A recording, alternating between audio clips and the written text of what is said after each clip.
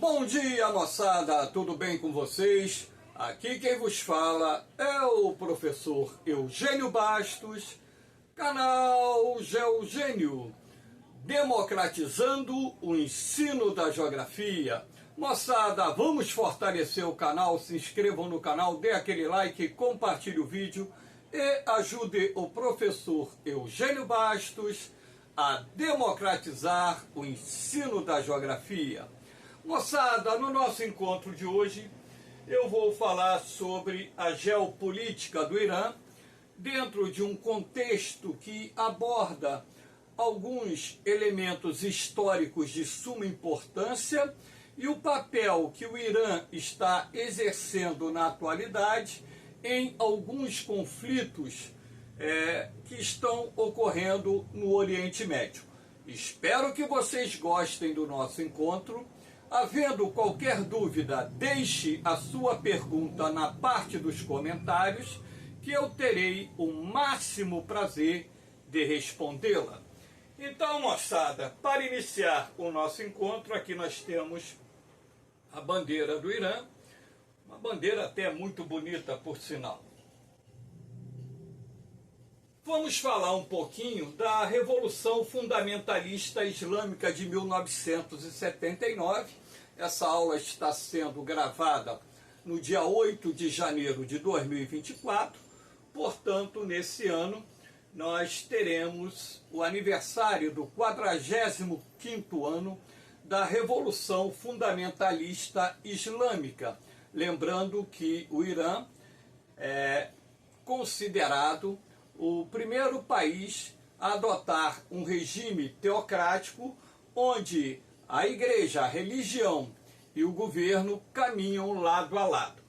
Então, para que vocês entendam um pouquinho do contexto da geopolítica atual do Irã, também é necessário que vocês entendam um pouquinho dos acontecimentos passados que ocorreram no país.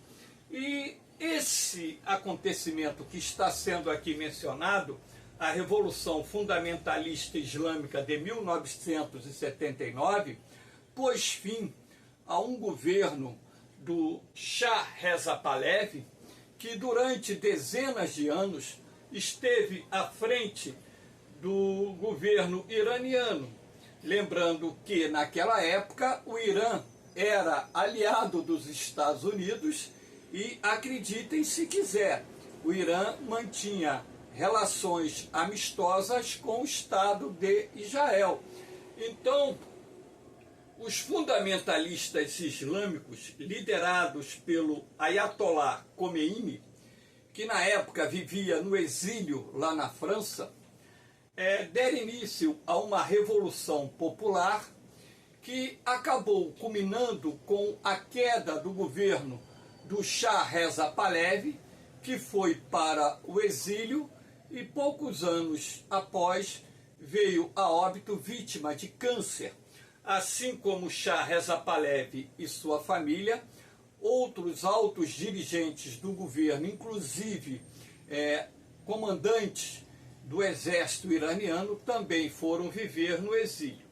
E o Irã, então, passou a ser um país governado, podemos assim dizer, pelos ayatolás. O ayatolá é a figura mais importante da religião islâmica vertente xiita. Então, para que se mantenha as devidas proporções, podemos assim dizer que um ayatolá é tão importante como um papa, ou seja, o ayatolá para os xiitas tem uma importância tão grande como o Papa para os católicos. Agora, na verdade, na religião islâmica vertente xiita, não existe um único ayatolá, existem outros ayatolá, e o ayatolá Khomeini, ele retorna do exílio e é recebido em Teherã por mais de 1 milhão de pessoas que foram às ruas manifestar o apoio à chegada do grande líder religioso iraniano, e sendo assim, a partir desse momento, o país passa a adotar um regime teocrático e o Irã se transforma no primeiro país fundamentalista islâmico do mundo, ou seja, o primeiro país a ter um governo fundamentalista islâmico no mundo. Então, o Irã se torna um país teocrático.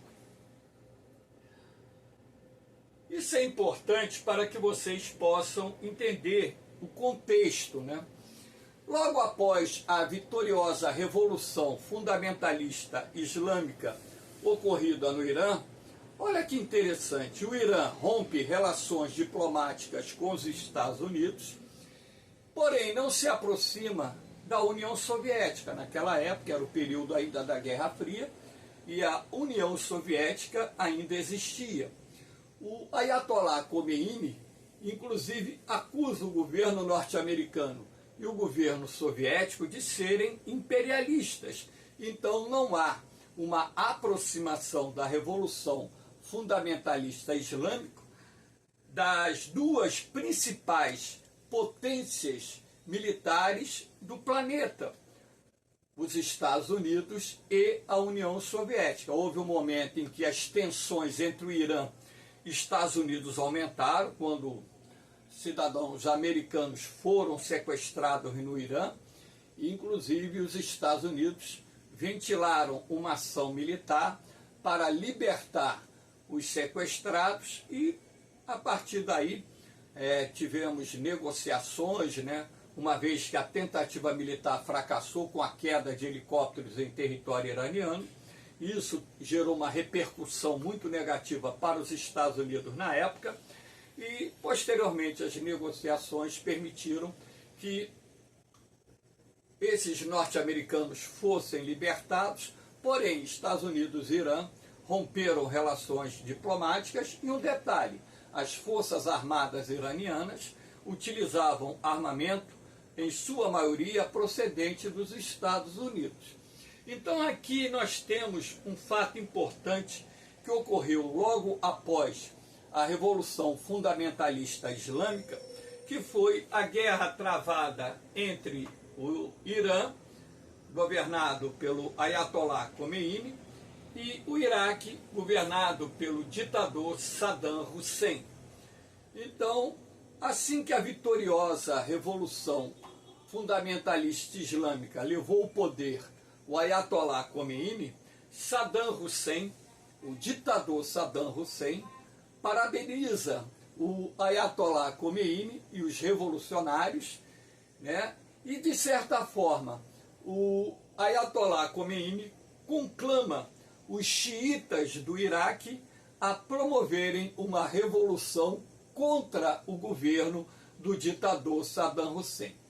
O Irã é um país que segue a religião islâmica. O Irã é um país de população de maioria persa, não árabe, porém ligado ao mundo árabe pela religião islâmica ou muçulmana.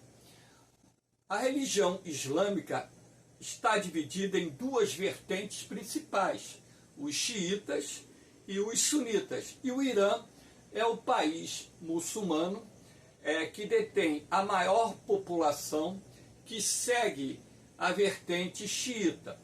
O Iraque possui algo próximo a 70% da sua população, também composta por xiitas. Só que o Saddam Hussein, ele é sunita. 30% aproximadamente da população iraquiana é seguidora da vertente sunita. E sendo assim, ao conclamar os xiitas do Iraque a promoverem uma revolução para derrubar o governo do ditador Saddam Hussein, o Saddam Hussein percebeu que o seu governo corria risco. Então, Iraque e Irã têm disputas históricas territoriais, sobretudo numa região denominada Canal Shat al-Arabi. E alegando que o Canal Shat al-Arabi pertence ao Iraque historicamente, o que fez Saddam Hussein? Em 1980, determinou a invasão do território iraniano. dentro de uma premissa baseada no fato de que, ora, o Irã tem muito armamento norte-americano. Se o Irã rompeu relações diplomáticas com os Estados Unidos, é certo que os Estados Unidos não fornecerão armas, munições, peças para consertar eventuais defeitos ou problemas em equipamentos militares iranianos, e como a maioria do alto comando militar do Irã foi embora, as forças armadas do Irã estão ligeiramente, podemos assim dizer, sem um comando efetivo que possa impedir a invasão do território iraniano por parte do exército iraquiano. Então, dentro dessa premissa, o Saddam Hussein determinou a invasão do Irã, dando início à guerra entre os dois países. Claro que no início da guerra, o exército iraquiano levou vantagem, conseguiu invadir parte do território iraniano, só que o Saddam Hussein não contou com a determinação dos fundamentalistas islâmicos em defenderem a revolução. Então, na verdade, em pouco tempo, o exército iraniano se estruturou e conseguiu enfrentar os invasores e expulsar o exército iraquiano do seu território e partir da defensiva para a ofensiva. O exército iraniano chegou a ocupar cerca de 1/3 do território iraquiano, mais ao sul, por exemplo, onde ali você tem maior concentração da população xiita e, claro, sendo apoiado pelos xiitas iraquianos. Ora, o Saddam Hussein se viu numa situação muito difícil e pediu ajuda aos demais países árabes, como, por exemplo, o Kuwait, o Catar, os Emirados Árabes, a Arábia Saudita e por aí vai, pediu recursos e ajuda militar para que pudesse enfrentar a invasão do exército iraniano. E também potências ocidentais ajudaram o Iraque através do fornecimento de armas para que o exército iraquiano retomasse os territórios perdidos para o Irã e, se possível, derrotasse os fundamentalistas islâmicos. Então, com essa ajuda do mundo árabe e das grandes potências ocidentais, o exército iraquiano consegue expulsar o exército iraniano do seu território e, durante o período final do conflito, os anos finais do conflito, a guerra ela acabou se concentrando na área de fronteira e passando para uma outra etapa, que foi a Guerra dos Mísseis. O Iraque atacava o território iraniano com mísseis e o Irã atacava o território iraquiano com mísseis. E essa guerra ela deixou um saldo de mais de 1 milhão de mortos, prejuízos de bilhões, dezenas de bilhões de dólares para cada país, e o saldo dessa guerra acabou sendo trágico para a economia do Iraque, assim como foi trágico para a economia do Irã, porque parte da infraestrutura de produção e escoamento de petróleo foi destruída durante esses anos de guerra pelos dois países. Então, em 1988, é assinado um acordo entre as duas partes para pôr fim a esse conflito. Essa guerra foi importante porque acabou por consolidar o Irã. O Irã se recupera e, a partir daí, o governo iraniano avança, obtém várias conquistas no campo militar, não conquistas territoriais, mas começa a desenvolver a sua indústria bélica, a sua capacidade de produzir armamentos dentro do território, utilizando, é claro, cópia de armamentos procedentes, principalmente naquela época, da extinta União Soviética. Aqui nós temos um outro ponto, que faz parte dessa questão geopolítica do Irã, que é o desenvolvimento do seu programa nuclear. Lembrando que o programa nuclear iraniano, na verdade, ele tem início em meados da década de 1950, tendo cooperação do governo norte-americano, numa época em que Estados Unidos e Irã eram aliados, num programa denominado Átomos para a Paz, ou seja, Estados Unidos ajudando o Irã a desenvolver a energia nuclear para fins pacíficos. Só que com o rompimento das relações diplomáticas entre Estados Unidos e Irã, motivada pela Revolução Fundamentalista Islâmica de 1979, os Estados Unidos rompem esse acordo de cooperação nuclear com o Irã.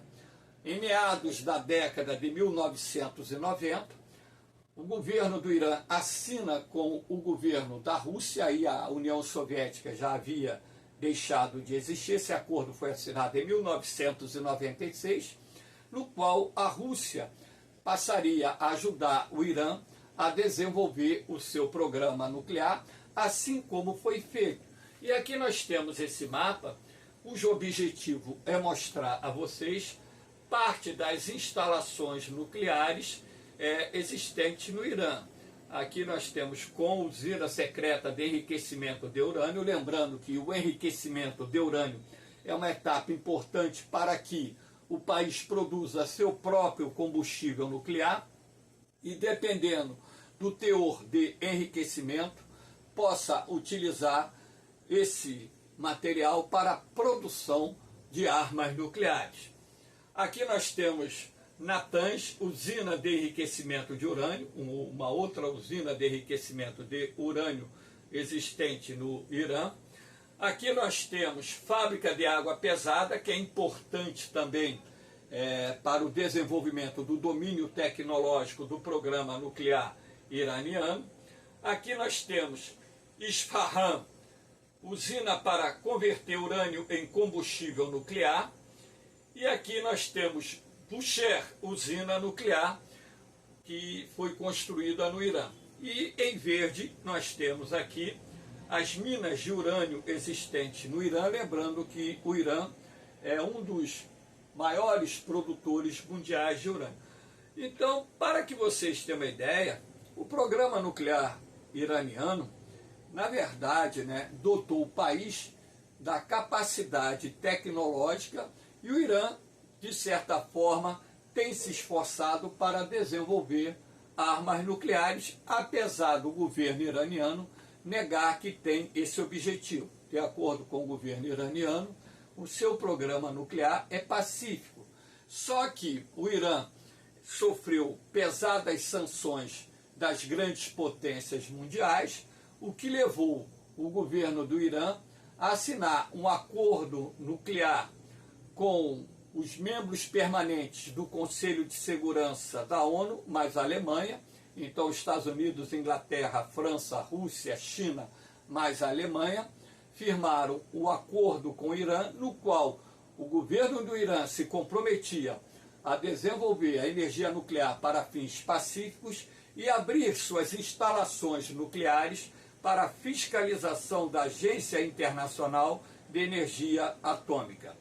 Só que há uma desconfiança muito grande de que o Irã possua instalações secretas que não são vistoriadas, porque não se tem acesso a essas instalações, e nessas instalações, com a ajuda talvez da Coreia do Norte, com a ajuda de cientistas da Rússia, o Irã esteja produzindo ou desenvolvendo a sua bomba atômica. Então, na verdade, esse programa nuclear iraniano, se de fato tem um viés voltado para a produção de armas nucleares, será um fator de desestabilidade no Oriente Médio, porque o governo de Israel tem reiterado que não vai permitir que o Irã produza armas nucleares, até mesmo porque o governo iraniano, não só o Ayatollah Khamenei, que substituiu o Ayatollah Khomeini após a sua morte, assim como o presidente do Irã e os presidentes passados, têm em seus discursos pregado a destruição do Estado de Israel. Como Israel é uma potência nuclear não declarada, que fique bem claro, o governo de Israel nunca assumiu para o mundo que detém armamento nuclear, mas os analistas afirmam que Israel possui armas nucleares. Estima-se que hoje Israel possua, nos dados oficiais, não do governo israelense, mas dos principais institutos especializados em levantar arsenais nucleares pelo mundo, Israel deve contar com cerca de 90 ogivas nucleares. Agora, avaliações mais recentes dizem que Israel tem no seu arsenal pelo menos 400 ogivas nucleares.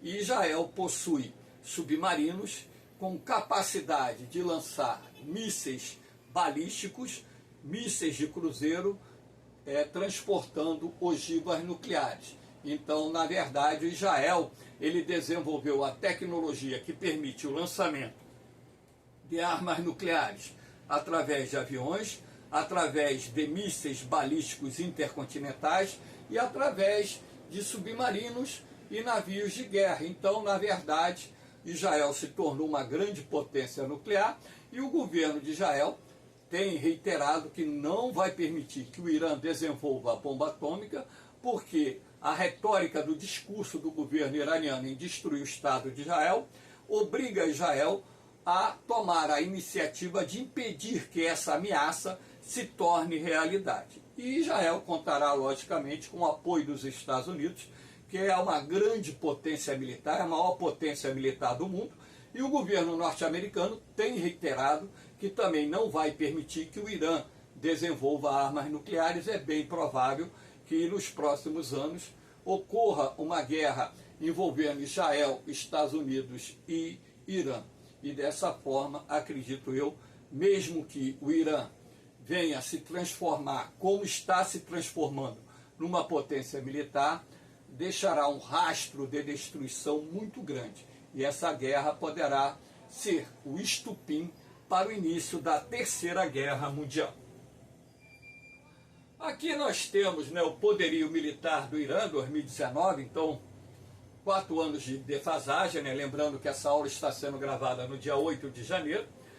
Isso aqui é um levantamento, quando se publica algo a nível de inventários militares de um determinado país, a gente sabe que aquele inventário que está sendo publicado não reflete 100% a realidade. Mas, de acordo com os dados de 2019, o exército iraniano contava na época com 523 mil militares ativos, 398 navios dos mais diferentes tamanhos, barco patrulha, lancha e por aí vai. 34 submarinos, inclusive o Irã desenvolveu a capacidade de produzir submarinos, são submarinos de pequeno porte, mas desenvolveram. 1.634 tanques, em sua grande maioria muito antigos, com tecnologia já ultrapassada. 509 aeronaves, das quais 142 são caças, em sua maioria são aviões com mais de 50 anos de idade. Então a Força Aérea do Irã ainda tem uma defasagem muito grande no que diz respeito a meios aéreos que utilizem a 4ª e 5ª geração, ou seja, caças de 4ª e 5ª geração. Os caças iranianos são caças muito antiquados e não fariam frente ao poder aéreo dos Estados Unidos e muito menos de Israel. E 155 bombardeiros de ataque a solo, então são aviões também, em sua maioria, antigos. E o Irã ele tem uma força aérea que não é compatível com o poder bélico que o país está desenvolvendo. É claro que o país está acertando a compra de novos aviões que estão chegando, então a Força Aérea do Irã está passando por um processo de modernização, e o Irã já é uma potência regional de grande importância, potência militar de grande importância no Oriente Médio. E a ideia do governo do Irã é transformar, de fato, o Irã na maior potência militar do mundo árabe. Aqui nós temos os mísseis iranianos. O Irã, ele importou muito míssil da antiga União Soviética, a geração de mísseis Scud, lá das décadas de 80, 90, e os cientistas iranianos, a partir desses mísseis vindos da União Soviética, começaram a desenvolver a sua própria capacidade de produção de mísseis, e hoje o Irã possui, né, mísseis de longo alcance. Então, como vocês podem ver por esse mapa, né, o Irã já tem capacidade de atingir Israel com o lançamento de mísseis do seu território. Agora, a quantidade de mísseis de longo alcance que o Irã possui é muito grande.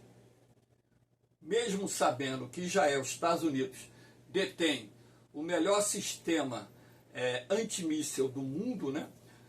Um ataque maciço, né, de mísseis balísticos vindos do Irã e dos seus aliados, né, que a Síria está ali pertinho de Israel, o Líbano está ali pertinho de Israel, né, poderia saturar o sistema de defesa aérea de Israel. Não só poderia, como eu acredito que iria saturar, causando um rastro de destruição nas principais cidades de Israel. Claro que um ataque dessa magnitude feito pelo Irã teria uma resposta contundente das forças de defesa de Israel e, consequentemente, acredito eu, inclusive, que Israel promoveria um ataque nuclear contra o Irã e iria destruir as mais importantes cidades do Irã até que aqueles que sobrevivessem capitulassem e assinassem um acordo com Israel, um acordo de paz com Israel, Estados Unidos e por aí vai. Então aqui nós temos o desenvolvimento de gerações de mísseis por parte da indústria de defesa do Irã, e o Irã, com a ajuda não só da Rússia, ajuda da Coreia do Norte, ajuda da China e provavelmente até ajuda do Paquistão, porque o Paquistão é o único país muçulmano que detém armas nucleares, é possível que o Paquistão também esteja já ajudando o Irã a desenvolver a sua bomba atômica, ou quem sabe até numa guerra entre Israel e Irã, o Paquistão fornecer armas nucleares ao Irã. Acredito que num primeiro momento isso não aconteceria, até mesmo porque o Paquistão, né, teoricamente é aliado dos Estados Unidos, teoricamente, né? Aqui nós temos essa imagem para representar a disputa entre Irã e Estados Unidos, né? É uma disputa que gera um fator de preocupação muito grande, até mesmo porque agora, dias atrás, no aniversário do 4º ano da morte do Soleimani, que era o grande comandante da Guarda Revolucionária Iraniana, que foi morto por um ataque de drone dos Estados Unidos lá no Iraque, né? Houve um atentado próximo do cemitério onde se encontra o corpo do Soleimani, e de acordo com as fontes oficiais do Irã, esse atentado teria matado 103 iranianos. Claro, os Estados Unidos não está por trás desse atentado, não é uma prática norte-americana. O Estado Islâmico assumiu esse atentado, até mesmo porque o Irã foi um dos países responsáveis pela quase completa destruição do Estado Islâmico lá no Iraque e na Síria. Só que o Estado Islâmico ainda está vivo. O Estado Islâmico, ele possui nas suas fileiras os sunitas, que têm rivalidades com os xiitas. Então, na verdade, foi uma vingança do Estado Islâmico contra o Irã. Infelizmente, mais de 100 pessoas inocentes perderam suas vidas e centenas de outras ficaram feridas em razão desse atentado covarde. Agora, o Irã e os Estados Unidos estão em rota de colisão já há algum tempo. As tensões entre os dois países têm aumentado, até mesmo porque o governo do Irã tem não só fornecido treinamento, mas também equipamentos, armas, equipamentos militares e armas para grupos extremistas que atuam no Iraque, que atuam na Síria. E esses grupos têm atacado bases norte-americanas lá na Síria e no Iraque, que tem levado, inclusive, o governo norte-americano a retaliar esses ataques E isso está gerando o aumento das tensões naquela região. Então, pode eclodir uma guerra entre Estados Unidos e Irã? Pode. Essa possibilidade é grande? No momento, não. Ainda não é grande. Mas o rastilho do barril de pólvora foi aceso. Então, se não apagar esse rastilho, a qualquer momento esse barril de pólvora vai explodir e vai eclodir uma guerra entre Irã e Estados Unidos, e logicamente que uma guerra entre Irã e Estados Unidos vai ter o envolvimento de Israel, que vai aproveitar a deixa para fazer o serviço que acha que tem que ser feito contra o Irã.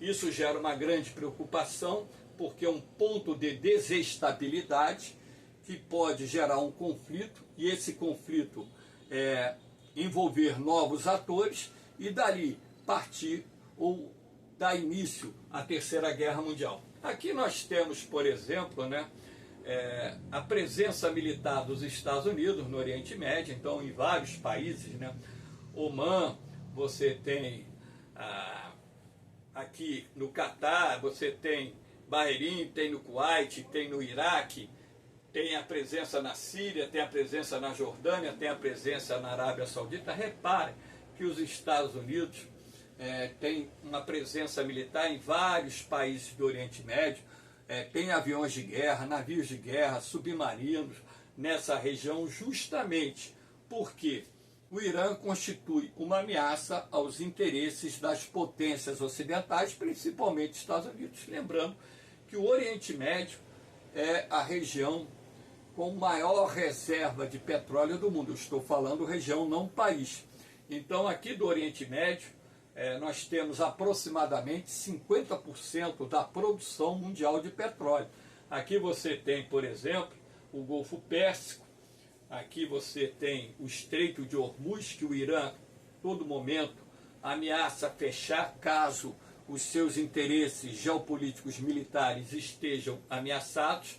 E dessa forma, isso gera uma tensão crescente na região, e esse aumento da tensão que envolve o Irã com os Estados Unidos e outros países árabes, que temem esse aumento da influência iraniana, até mesmo porque, excetuando-se o Iraque, os demais países árabes que aqui foram citados, têm sua população, em sua maioria, de origem sunita, que é rival dos muçulmanos de origem xiita. Então, essa questão aí de divisão do mundo muçulmano se deve a duas correntes divisórias da religião muçulmana que hoje estão disputando o poder em alguns países islâmicos do mundo.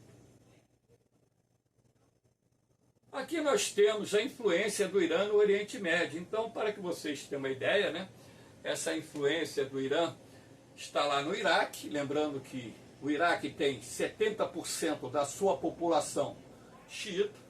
A influência na Síria, até mesmo porque a Guarda Revolucionária Iraniana foi de grande importância para que o exército sírio pudesse assumir o controle de parte do território da Síria que estava sendo dominado pelos rebeldes que lutavam para depor o presidente Bashar al-Assad. O Irã é o principal fornecedor de armas para o Hezbollah, que é um grupo extremista islâmico sediado no Líbano, assim como o Irã também tem fornecido armamentos para outros grupos fundamentalistas islâmicos, como o Hamas e a Jihad Islâmica, que atuam na faixa de Gaza e que nesse exato momento estão travando uma guerra contra Israel. E aqui do lado de cá tem o Iêmen, que também está localizado numa posição estratégica muito importante. Essa parte aqui, oeste do Iêmen, é controlada pelos Huitis, que são apoiados pelo Irã, que é o principal fornecedor de equipamentos militares, armamentos, munições para os Huitis, que inclusive controlam a capital Sana, a capital do Iêmen.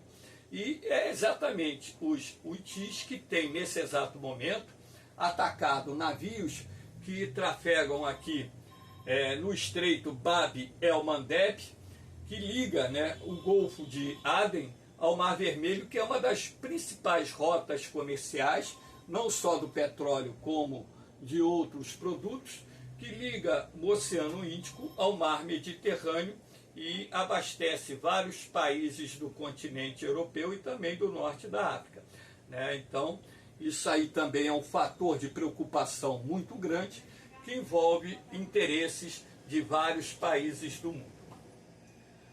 Aqui nós temos, né, a questão do Israel versus Irã. São duas potências militares. A vantagem de Israel em relação ao Irã envolve a tecnologia, né? Os equipamentos militares de Israel são muito mais modernos do que os equipamentos militares do Irã. O Irã tem a vantagem quantitativa em vários segmentos. Israel tem a vantagem qualitativa em diferentes tipos de armas. Então, esse aumento da tensão entre Israel e Irã tem gerado um fator de preocupação que pode desencadear uma guerra a qualquer momento entre os dois países. E essa imagem retrata exatamente essa questão. Aqui nós temos, para que vocês possam comparar, 2018, 5 anos de defasagem, mas aquilo que eu disse, né?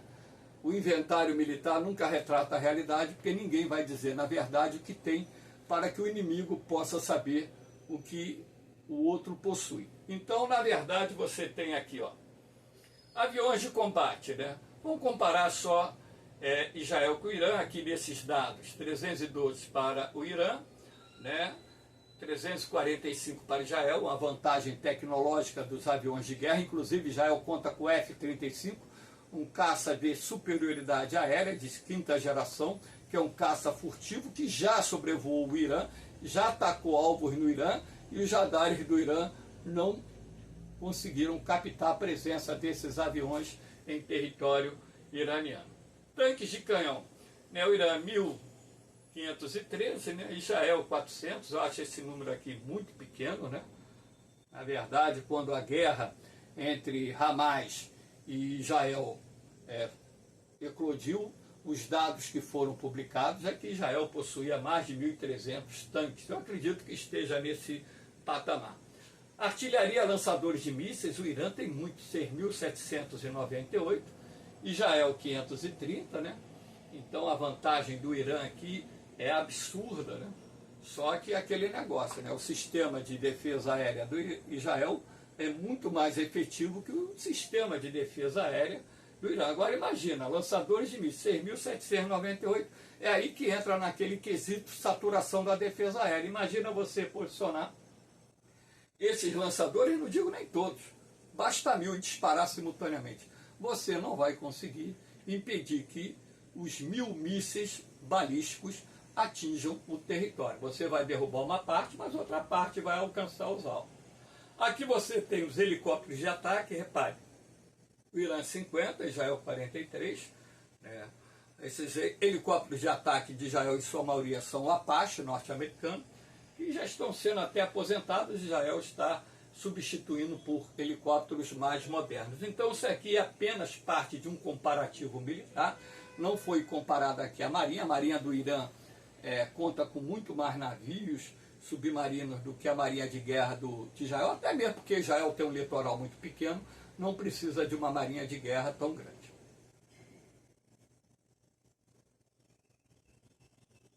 Aqui nós temos os ataques israelenses a alvos militares iranianos na Síria. Isso tem ocorrido há vários anos, né?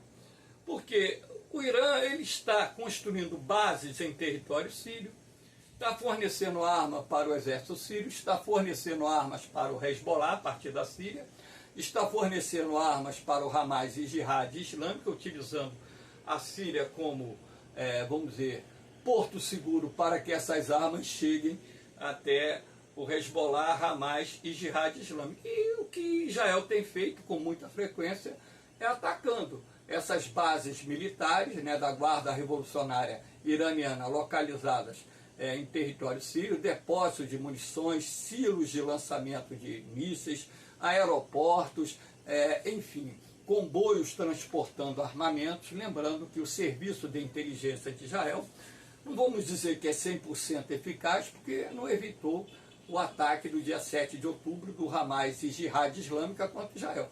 Mas o serviço de inteligência de Israel é muito eficiente e com isso, né, durante o ano, várias vezes a Força Aérea de Israel tem atacado, né, essas instalações militares do Irã na Síria, e isso gera também o aumento da tensão entre os dois países, sendo um dos estopins que pode gerar, ao ser aceso, uma guerra entre essas duas potências regionais.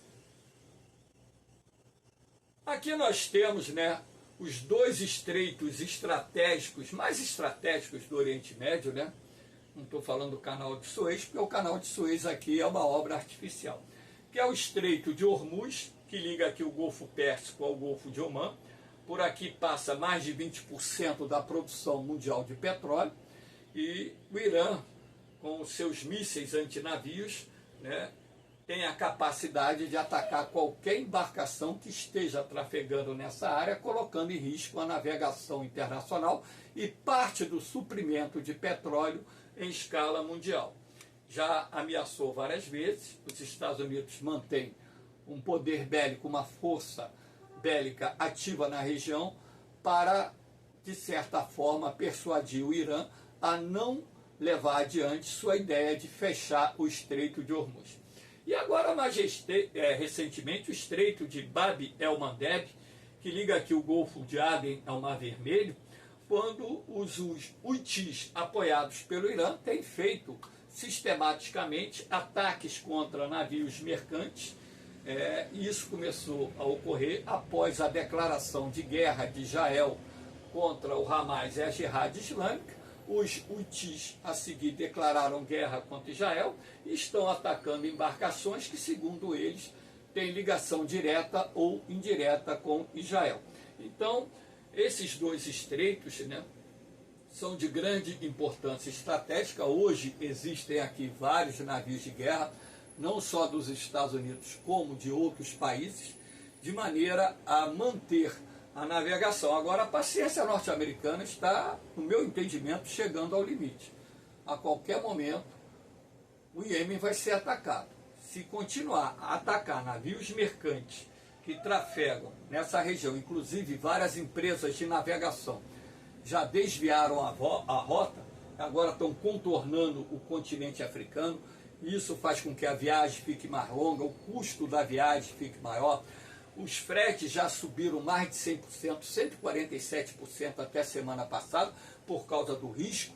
Então, na verdade, a partir do momento em que os Houthis continuem a atacar navios mercantes na região, é bem provável que o Iêmen sofra um pesado ataque norte-americano e de seus aliados, que vai destruir a capacidade militar e infraestrutura militar dos Houthis, lembrando que o Iêmen está em guerra civil e que os Houthis dominam só parte do território e existe uma outra parte do território que é dominada por grupos que não têm ligações estreitas com o governo do Irã. Então, na verdade, né, nós temos, nesse exato momento, um ponto de tensão muito grande aqui no Estreito de Bab el-Mandeb, que inclusive essa questão deve ser objeto de questionamento, por exemplo, numa prova da SpaceX, num concurso de vestibular e por aí vai. Moçada, espero que vocês tenham gostado desse encontro, dê aquela força, se inscreva no canal, compartilhe o vídeo, divulgue o canal para os seus amigos, pessoal que vai fazer concurso militar, concurso de vestibular, concurso público e por aí vai, tá bom? No mais, moçada, um beijão no coração de vocês, um forte abraço, fiquem com Deus, eu vou, mas eu volto, hein? Fui!